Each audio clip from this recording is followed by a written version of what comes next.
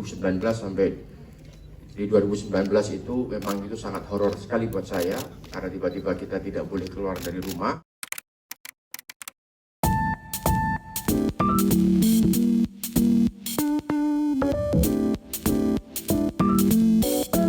Terima kasih. Assalamualaikum warahmatullahi wabarakatuh. Buat teman-teman media, buat penonton semua yang hadir di sini, terima kasih atas waktunya. Ini adalah suatu hal yang berbahagia sekali karena tidak hanya saya, tapi juga akhirnya Dapur Film memproduksi film sendiri lagi setelah sekian lama. Terakhir kita memproduksi film Hijab dan setelah itu kapok untuk produksi, ya kan. Tapi akhirnya kita berani karena ada sahabat saya dari Malaysia, Kak Azlin. Ini tepuk tangan buat Kak Azlin. Dia yang mensupport saya, ayo kita produksi sendiri, kita harus berani mandiri di produksi. Makanya kali ini Dapur Film bersama Seven Sky Motion digawangi oleh Kak Azlin, kita memproduksi sebuah film dan kebetulan filmnya adalah film horor. Ya bukan apa-apa karena sebenarnya memang ide ini muncul karena pada saat pandemi ya, 2019 sampai di 2019 itu memang itu sangat horor sekali buat saya karena tiba-tiba kita tidak boleh keluar dari rumah. Terus kemudian tidak boleh keluar dari rumah, ancamannya adalah kematian. Jadi di luar rumah itu seolah-olah batas gerbang rumah itu adalah deadline, seolah-olah benar-benar deadline, garis mati betul di situ. Dan memang di sekitar saya di Jogja pada saat itu tetangga tiba-tiba meninggal, terus kemudian tetangga sebelah kanan meninggal, terus setiap hari selalu terdengar suara sirine ambulan yang selalu terdengar seolah-olah itu ada malaikat maut itu datang menyertai kita dan setiap saat mengetuk pintu rumah kita.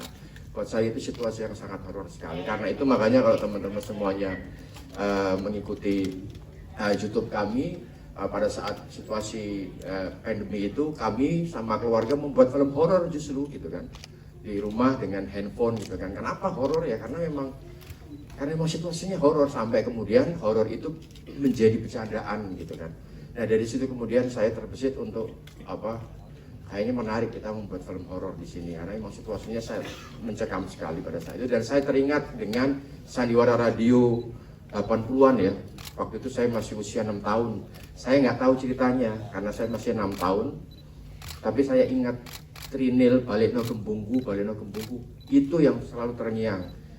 Kalau di Jakarta ada Mak Lampir, itu di Jogja dan Jawa Tengah sekitarnya itu Trinil itu menjadi hantu yang urban legend banget pada saat itu. Dan setiap kali kita mendengarkan ada siaran itu satu tempat ronda itu penuh dengan orang hanya mendengarkan radio ini.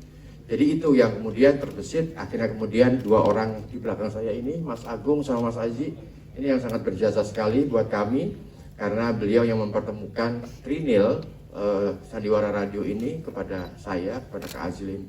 Dan pada waktu itu saya nyari di mana sandiwara radionya di mana sekarang, ada nggak? Saya kepengen mendengarkan dari jilid pertama sampai jilid terakhir.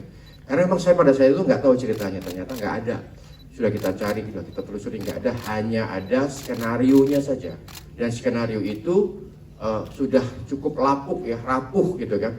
Sehingga ketika kita membacanya, takut itu malah sobek akhirnya. Dan itu menjadi artefak dari penulisnya Mas Bagus ya. Pak Bagus, Wong Bagus gitu kan.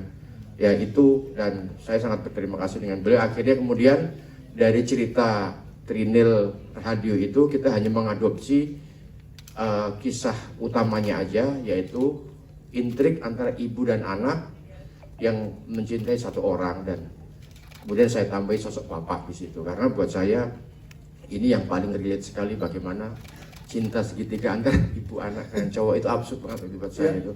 Tapi ternyata saya baru sadar bahwa itu ternyata Trinil bercerita tentang itu. Di tahun 80-an itu bercerita tentang itu.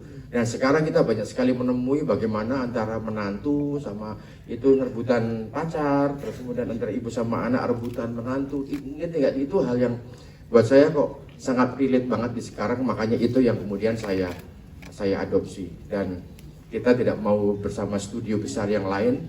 Kita kepengen ini sendiri karena saya kepengen jujur pada diri saya sendiri bahwa horor itu memang memang pengalaman saya pribadi.